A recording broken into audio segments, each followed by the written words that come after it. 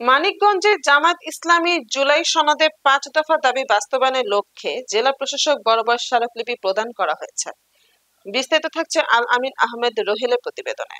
বাংলাদেশ জামায়াত ইসলামী মানিকগঞ্জ জেলা শাখার উদ্যোগে জুলাই সনদ বাস্তবায়ন ও আগামী ফেব্রুয়ারি মাসে অবাধ, সুষ্ঠু এবং গ্রহণযোগ্য জাতীয় নির্বাচন আয়োজনের দাবিতে বিক্ষোভ মিছিল ও জেলা প্রশাসক বরাবর স্মারকলিপি প্রদান করা হয়েছে।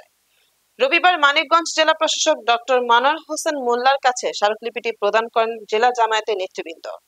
স্মারকলিপি প্রদান অনুষ্ঠানে উপস্থিত ছিলেন জেলা আমির হাফেজ মাওলানা কামরুল ইসলাম, মানিকগঞ্জ ৩ আসনে জামায়াতের মনোনীত প্রার্থী অধ্যক্ষ মাওলানা দেলোয়ার হোসেন, জেলা সেক্রেটারি মাওলানা নুরুল ইসলাম, নায়েবে আমির অ্যাডভোকেট আনোয়ার হোসেন, পৌর আমির হুমায়ুন কবির, মাওলানা জাকিরুল ইসলাম খান, ইঞ্জিনিয়ার মুসলিম উদ্দিন সহ অনেকে। এর আগে মানিকগঞ্জ শহীদ রফিক চত্বরে এক সংক্ষিপ্ত সমাবেশ অনুষ্ঠিত হয়। সমাবেশ শেষে একটি বিক্ষোভ মিছিল শহরের প্রধান প্রধান সড়ক প্রদক্ষিণ করে জেলা প্রশাসকের কার্যালয়ে গিয়ে স্মারকলিপি প্রদান করা হয়।